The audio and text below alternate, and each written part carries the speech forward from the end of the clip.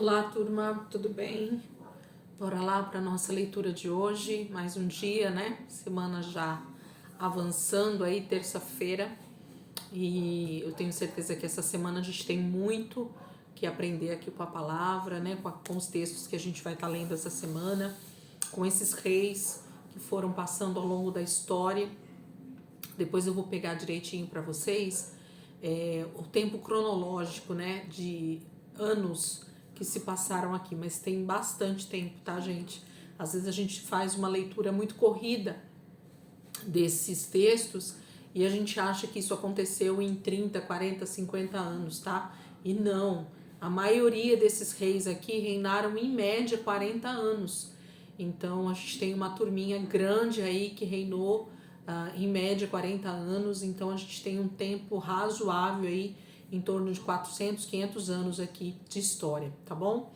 Mas depois eu vou pegar direitinho quando inicia, a partir de Saul, e depois quando termina com o exílio da Babilônia, né? Já no ano 586 a.C. Eu vou pegar essa ordem aí cronológica de tempo para vocês terem uma ideia. Vamos orar? E a gente vai começar a leitura de hoje. Jesus, muito obrigada, Pai, por esse momento que o Senhor está nos dando aqui agora, por esse tempo precioso que nós temos tido com a palavra, com a leitura, com a meditação, com os nossos estudos. Muito obrigada, Espírito Santo, pela revelação de Jesus, cada dia maior no nosso espírito, cada dia maior na nossa vida. Que cada dia mais, Senhor, nós tenhamos essa visão realmente, Senhor, aberta para ver o Senhor nas Escrituras, para compreender a verdade do Senhor nas Escrituras, para ver Jesus em todo o texto, o verbo vivo de Deus. Obrigada, Pai. Nós te louvamos pela vida dos meus irmãos, pela vida das pessoas que estão aqui, Senhor Jesus, junto com a gente na leitura, que tem desejado te conhecer, Senhor, que tem desejado estar com o Senhor também através da leitura bíblica. Muito obrigada, Espírito Santo. Ministra a minha vida e ministra a vida dos meus irmãos que estão lendo agora comigo. Obrigada, Senhor. Eu te louvo e te agradeço em nome de Jesus. Amém, queridos? Vamos lá? Então, semana 28, dia 2, nós vamos continuar dentro do livro de 2 Reis, hoje do capítulo 5 até o capítulo 8, né? 5, 6, 7 e 8 de 2 Reis. Vamos lá? 2 Reis, capítulo 5, versículo 1 diz assim: Naamã, comandante do exército do rei da Síria, era muito estimado e respeitado pelo seu senhor, pois, graças a ele, o Senhor dera vitória à Síria. Ele era um herói valente, porém ele era leproso. Numa ocasião, as tropas da Síria invadiram a terra de Israel e trouxeram de lá muitos prisioneiros. No meio deles havia uma menina que foi levada para a casa de Naamã para ser empregada de sua mulher. Um dia a menina disse à sua patroa: Senhora, se o meu senhor procurasse o profeta que mora em Samaria, eu tenho certeza que ele o curaria da lepra. Naamã contou ao rei, seu senhor, as palavras da menina israelita. E o rei disse a Naamã: Vá, eu darei a você uma carta de apresentação ao rei de Israel. E assim Naamã partiu, levando a carta e 350 quilos de prata, 72 quilos de ouro e 10 vestimentas de festa. Ao chegar lá, entregou a carta ao rei de Israel, e a carta dizia: O portador desta carta é meu servo Naamã, que é oficial. Ele é leproso e foi até aí para ser curado. Quando o rei de Israel terminou a leitura da carta, rasgou as suas roupas e disse em alta voz: O rei da Síria me mandou este homem para que eu o cure da lepra. Por acaso sou Deus com poder de dar ou tirar a vida de alguém? Por que este homem procura um motivo para nos atacar? Quando Eliseu, o homem de Deus, soube que o rei de Israel tinha rasgado as suas roupas e não sabia como atender a carta do rei da Síria, mandou um mensageiro com esta mensagem: Ó rei, não é preciso toda essa aflição.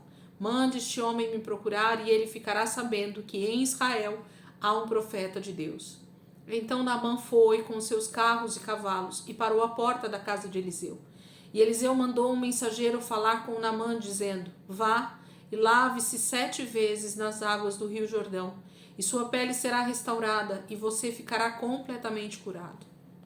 Mas Naamã não acreditou nessas palavras. Pelo contrário, ficou indignado e falou com os que ali estavam. Vejam só, mandar que eu me lave no Rio Jordão. Eu esperava que ele viesse falar comigo, que moveria as mãos sobre o lugar afetado pela lepra e oraria em nome do Senhor, o seu Deus, e ordenaria que a doença saísse do meu corpo. Mas não são os rios de Abana e Farfar em Damasco muito melhores do que todos os rios de Israel? Se é de água de rios que eu preciso para ser purificado, eu voltarei para minha terra e me tratarei lá. E foi embora revoltado. Mas os seus oficiais tentaram fazer Naamã mudar de ideia e lhe disseram: Senhor, se o profeta mandasse fazer alguma coisa difícil para curar a sua lepra, o Senhor não faria imediatamente? Por que o Senhor não pode apenas ir e lavar-se, como ele disse, e ser purificado? Então Naamã concordou em obedecer às palavras do profeta. Foi até o rio Jordão e mergulhou nas águas 7 vezes, conforme as palavras do homem de Deus, e foi purificado.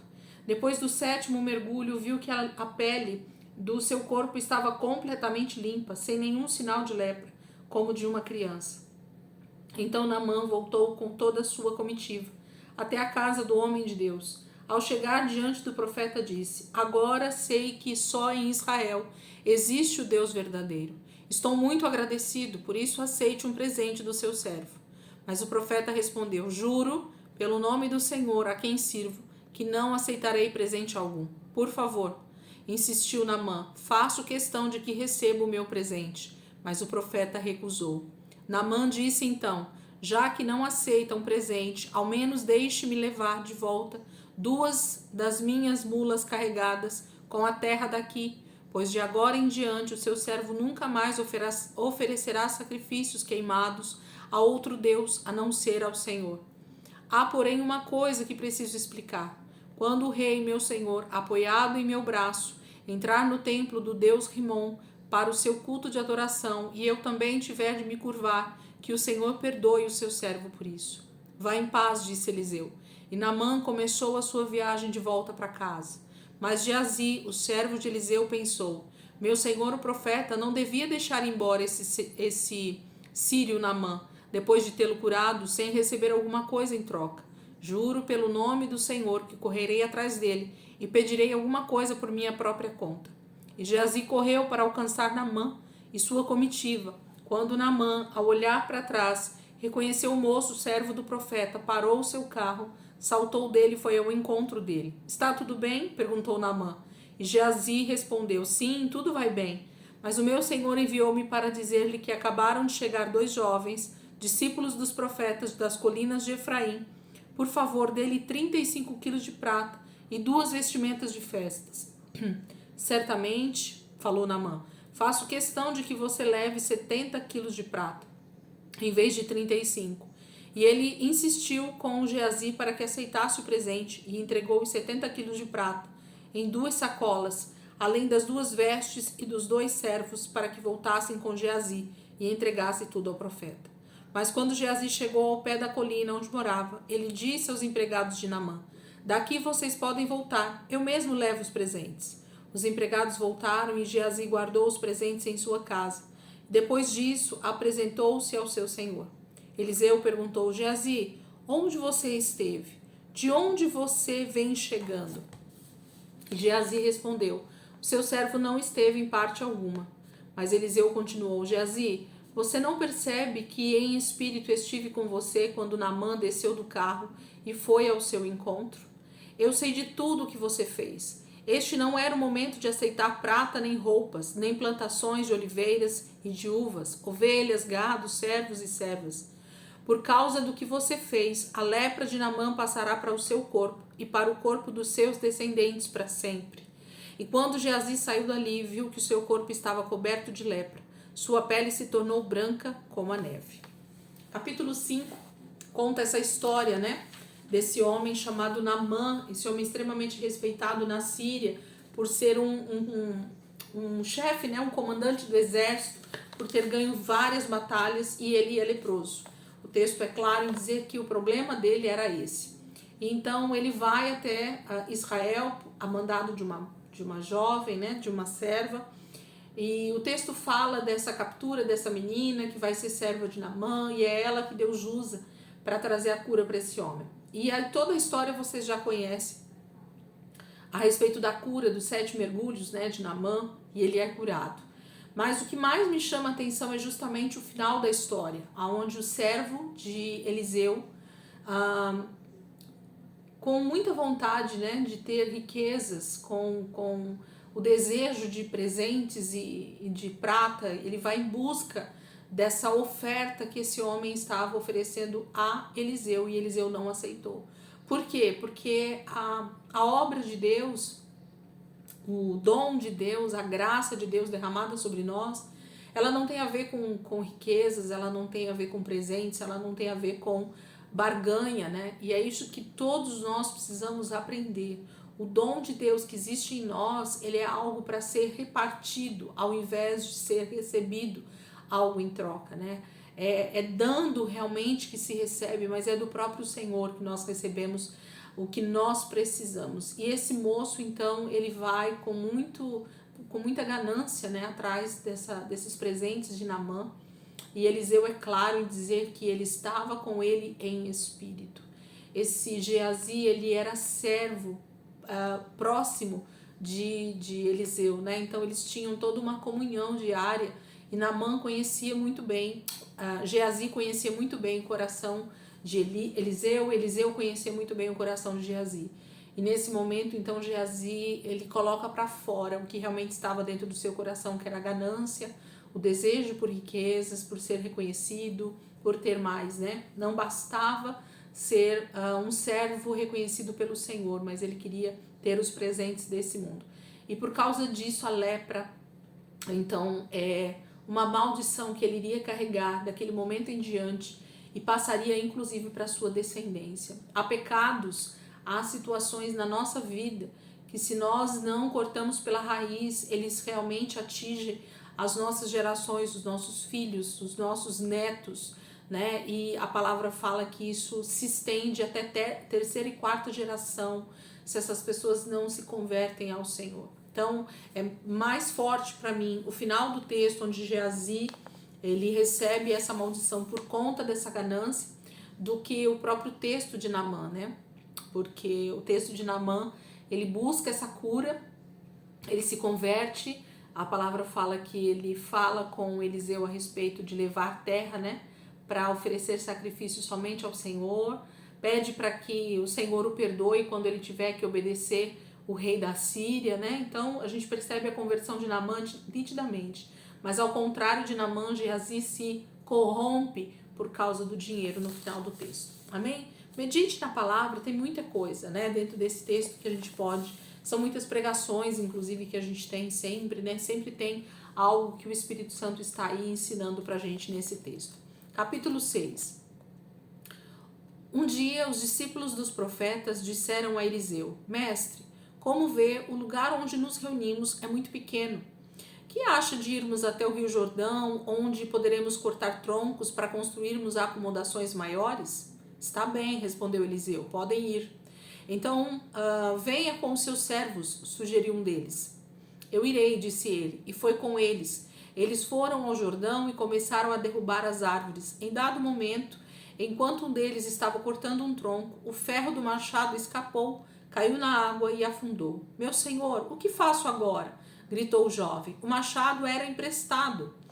Onde ele caiu? Perguntou o homem de Deus. Mostraram-lhe o lugar, então Eliseu cortou uma vara e a jogou na água no lugar onde o machado havia afundado. E o ferro veio à superfície da água. Apanhe-o, disse o profeta, e o jovem estendeu a mão e o pegou. O rei da Síria estava em guerra contra Israel. Ele reuniu-se com os seus oficiais e comandantes e disse: Montarei o meu acampamento em tal lugar. Imediatamente o homem de Deus mandou uma mensagem ao rei de Israel: Não passe em tal lugar, pois os sírios estão descendo para lá. O rei de Israel mandou os soldados para investigar se realmente as tropas do rei da Síria estavam no lugar que o homem de Deus havia indicado. E viram que era verdade. Com isso, eles se livraram de uma derrota. E isso aconteceu diversas vezes. O rei da Síria ficou enfurecido e convocou seus conselheiros e perguntou: Como é que o exército de Israel descobre o lugar do nosso acampamento? Qual de vocês é o traidor? Quem esteve informando o rei de Israel sobre os meus planos?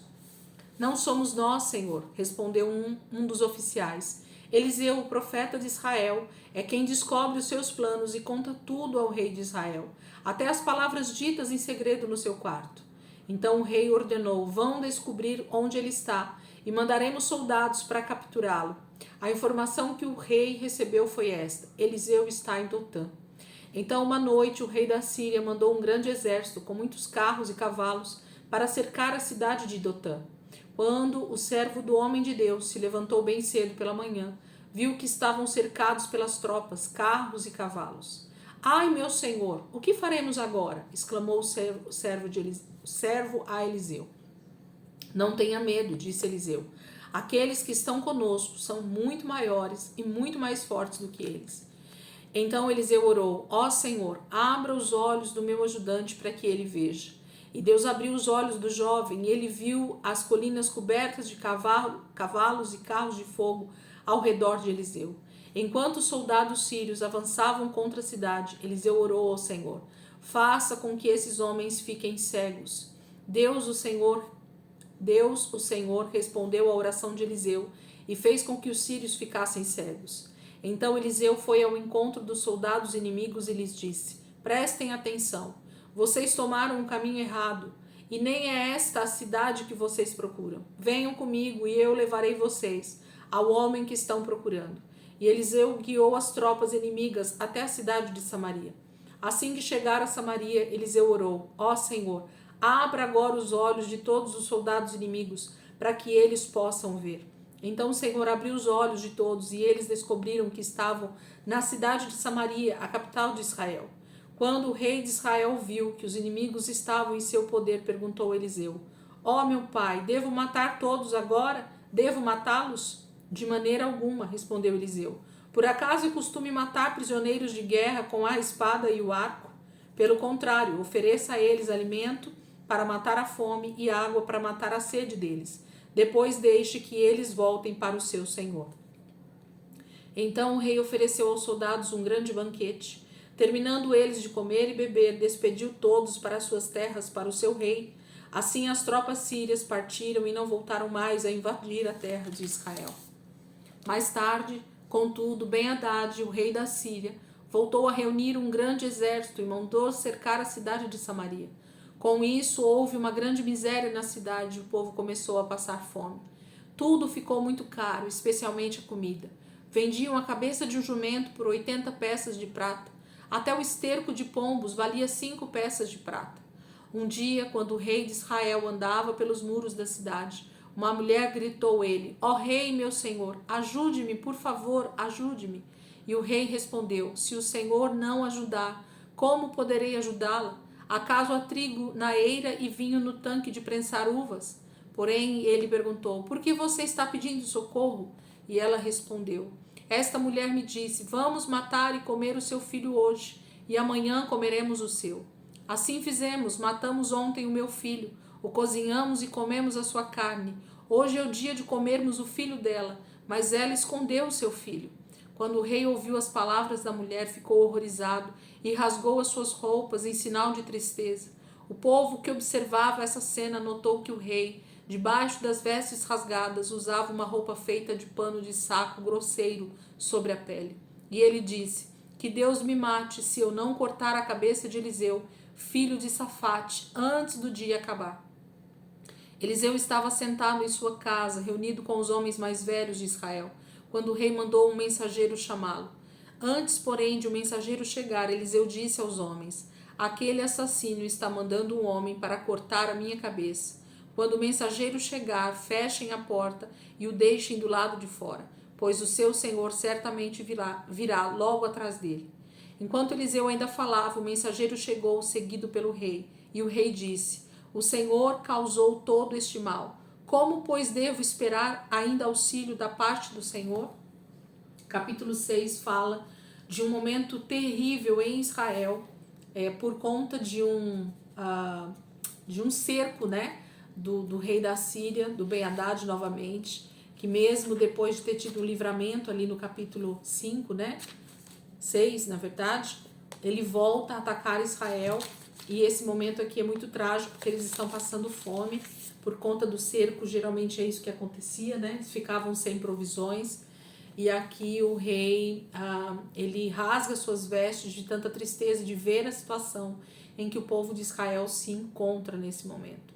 Mas quando a gente olha para esses textos, gente, nós precisamos ver o que antecedeu tudo isso, né? E quando a gente olha para o pecado de Israel, para o que os reis até aqui já fizeram com Israel, é que nós percebemos que o juízo de Deus está sendo, então, já derramado sobre Israel nesse momento. A gente vai vendo o proceder desses reis e então o juízo de Deus vindo sobre a desobediência dos homens, né? Não tem a ver simplesmente com Deus se virar as costas ou dar as costas para o seu povo. Não, era o Israel que tinha dado as costas para o Senhor faz tempo.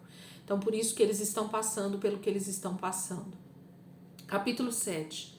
Então Eliseu disse: ouçam a palavra do Senhor. Assim diz o Senhor: amanhã, por volta desta hora, na porta de Samaria, se venderão 9 litros de farinha da melhor qualidade, ou 18 litros de cevada por uma peça de prata. Mas o oficial que estava auxiliando o rei disse ao homem de Deus: tal coisa não poderia acontecer, mesmo se o Senhor abrisse as janelas do céu. Eliseu, porém, respondeu: você vai ver isso com seus próprios olhos, mas não vai comer coisa alguma. Ora, havia 4 homens leprosos assentados do lado de fora das portas da cidade. Por que vamos ficar aqui sentados até morrermos? Perguntavam os leprosos uns aos outros. Morreremos de fome se ficarmos aqui, e morreremos de fome se voltarmos para a cidade. Talvez seja melhor sairmos e nos rendermos ao exército sírio. Se eles nos deixarem viver, tanto melhor. Se nos matarem, de qualquer maneira teríamos de morrer.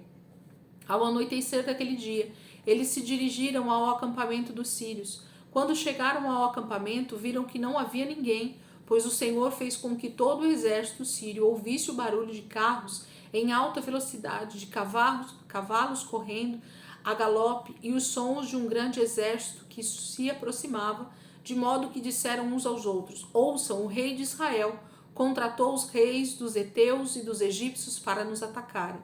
Então, tomados de medo, eles fugiram durante a noite, abandonando suas tendas, seus cavalos, jumentos e tudo mais no acampamento. Só queriam salvar suas vidas. Quando os leprosos chegaram à entrada do acampamento, foram de uma tenda a outra comendo, bebendo vinho e levando embora a prata, o ouro e as roupas que encontravam. E saíram para esconder tudo. Por fim, disseram uns aos outros: isto que estamos fazendo não é certo. Este é um dia de boas notícias e nós não podemos ficar calados. É possível que, se esperarmos até o amanhecer, caia sobre nós alguma calamidade. Então voltaram à cidade, chamaram os guardas da porta da cidade e disseram: entramos no acampamento dos sírios e não vimos nem ouvimos ninguém lá. Os cavalos e os jumentos estavam amarrados e as tendas estavam todas em ordem, mas não havia uma alma viva por ali. Então os guardas gritaram, anunciando a notícia aos que estavam no palácio. O rei se levantou e disse aos seus oficiais: eu sei o que aconteceu. Os sírios sabem que estamos morrendo de fome. Por isso eles saíram do acampamento e se esconderam pelos campos, pensando: com certeza eles sairão, e então os pegaremos vivos e conquistaremos a cidade. Um dos seus oficiais respondeu: seria melhor que mandássemos alguns espias para ver. Eles podem pegar 5 dos cavalos restantes da cidade, e se acontecer alguma coisa aos animais, não será nada pior do que se eles ficarem aqui e morrerem com o resto de nós. Por isso vamos enviá-los para descobrir o que aconteceu. Assim que encontraram 2 carros de guerra com seus cavalos, o rei os enviou para ver onde o exército sírio tinha ido, ordenando aos condutores: vão e descubram o que aconteceu. Eles seguiram um rastro do exército e encontraram roupas e equipamentos por todo o caminho até o rio Jordão. Na pressa de fugir, os sírios deixaram para trás essas roupas e esses equipamentos. Então os espias voltaram e contaram ao rei o que viram. Assim, o povo de Samaria correu e saqueou o acampamento dos sírios.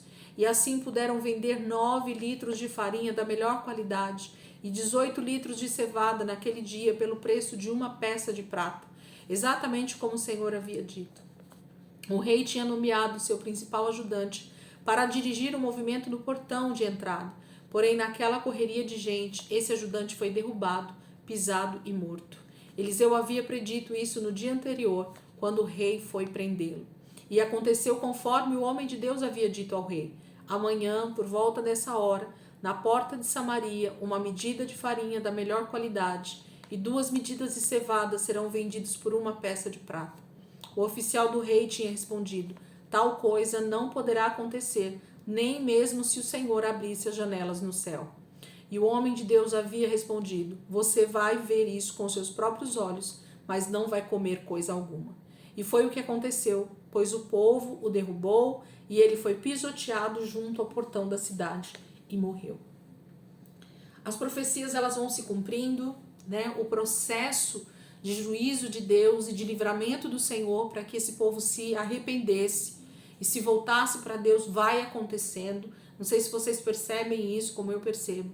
Há um juízo de Deus sendo derramado, de alguma maneira eles vão sendo castigados, né, pelo seu pecado, mas ao mesmo tempo a graça de Deus também vai sendo derramada pela misericórdia que Deus tem por Israel, para que eles possam ver a mão do Senhor com o livramento, com a graça de Deus sendo derramada e se convertam dos seus maus caminhos. Mas a impressão que a gente tem é que o povo é tão obstinado, como o próprio Senhor vai dizer através dos profetas, que mesmo vendo a mão do Senhor se movendo, eles não se convertem. Capítulo 8. Eliseu falou àquela mulher cujo filho ele tinha ressuscitado: pegue a sua família e se mude para algum outro país, porque o Senhor determinou fome para esta terra de Israel, e esta fome vai durar 7 anos. Obedecendo à palavra do homem de Deus, a mulher pegou sua família e foi morar na terra dos filisteus, onde permaneceu durante 7 anos. Depois de 7 anos, ela voltou à terra de Israel e foi procurar o rei para readquirir a sua casa e sua terra. No momento em que ela entrou, o rei estava conversando com Geazi, o criado de Eliseu, e dizia: conte-nos todas as grandes obras que Eliseu tem feito. Enquanto Geazi contava ao rei a respeito da ocasião em que Eliseu tinha ressuscitado um menino, a própria mãe do menino entrou para apresentar ao rei o seu pedido de devolução da casa e da sua propriedade. Esta é a mulher, ó rei, meu senhor, exclamou Geazi, e este é o filho dela, a quem Eliseu ressuscitou. É verdade isso que está contando? O rei perguntou a ela, e ela lhe disse que era verdade.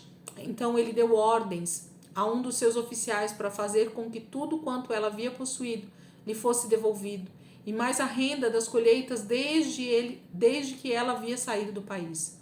Mais tarde, Eliseu foi a Damasco, capital da Síria, onde o rei Ben-Hadad estava doente. Quando disseram ao rei: o homem de Deus está na cidade, ele disse a Azael: leve o presente para o homem de Deus, e quando você o encontrar, peça a ele que pergunte ao Senhor se eu vou me recuperar dessa doença. Azael foi encontrar-se com Eliseu, levando consigo 40 camelos carregados com os melhores produtos da terra como presente para Eliseu.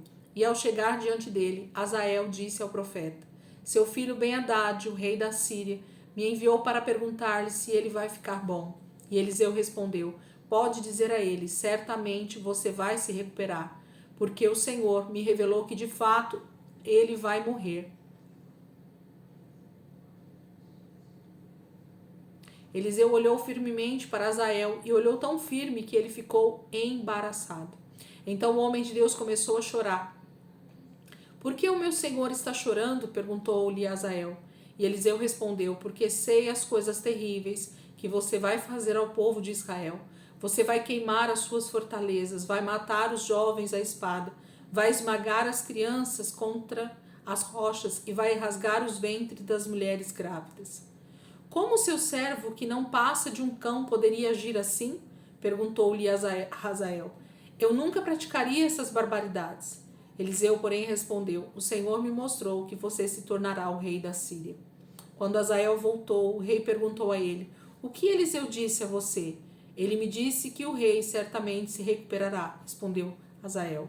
Mas no dia seguinte, Azael pegou um cobertor, mergulhou na água e depois o segurou firme sobre o rosto do rei, até que ele morreu sufocado. E Azael passou a reinar em lugar de Ben-Hadad.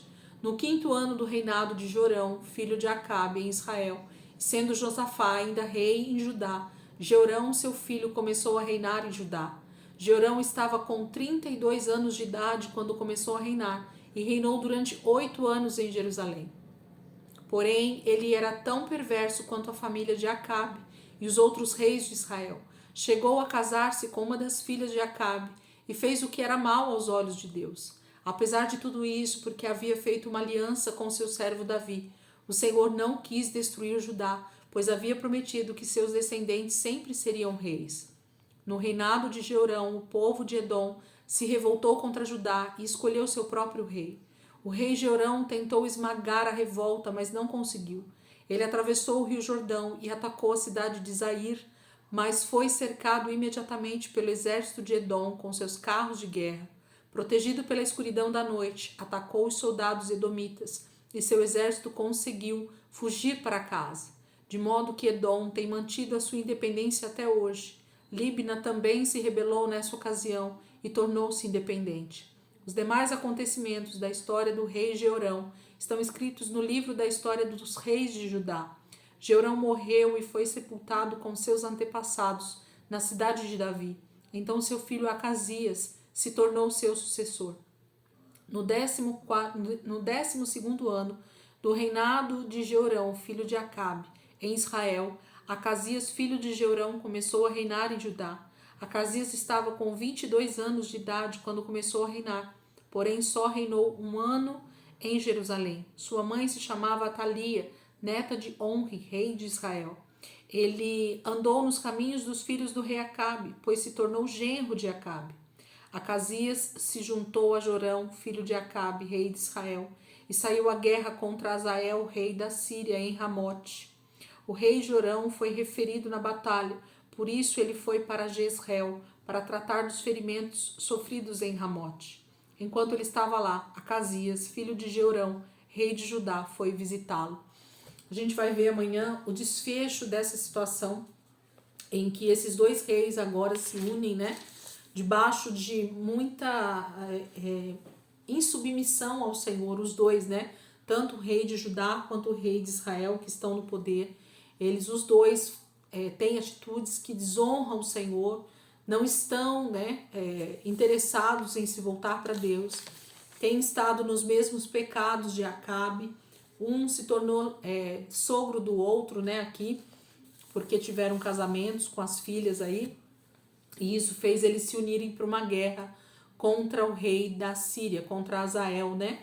A profecia se cumpre aqui atrás, no início do capítulo, que o profeta Eliseu viu, né? Esse Azael vai ser um homem terrível, nós vamos ver já já os acontecimentos, e ele realmente vai ser um tirano terrível, que vai destruir e matar muitas pessoas em Israel e em Judá, por conta dessas guerras aqui com a Síria. Amém? Gente, Deus abençoe, que vocês possam ler esses textos aí com calma, fazer as suas anotações, né? Nosso tempo aqui de leitura, ele é pequeno até se for ver, o texto é muito rico, então eu digo a vocês, parem um tempo, né? Leiam com mais atenção os detalhes, anotem. Nos meus primeiros anos de leitura da Bíblia, eu fazia muitas anotações, tenho vários cadernos, e até hoje, quando eu vou fazer alguns estudos ou vou separar alguma leitura, eu sempre faço anotações, porque é dessa forma que a gente consegue realmente extrair o máximo do texto, né? E para quem está aqui lendo a primeira vez, não se preocupe, leia somente o texto, sem a preocupação de entender muita coisa. Deixe que o Espírito Santo, aos poucos, com o passar do tempo, vá te ensinando o que precisa ser extraído do texto, tá? Se é a tua primeira vez de leitura, nem se preocupe com isso. Vá somente lendo com a gente, se alimente da palavra, né, na leitura, e no próximo ano faça novamente, e no próximo ano faça novamente, e assim sucessivamente. Deixa o Espírito Santo ir te conduzindo ao entendimento da palavra. Na primeira leitura é quase impossível de nós entendermos os textos de acordo com aquilo que o Senhor quer nos ensinar, né?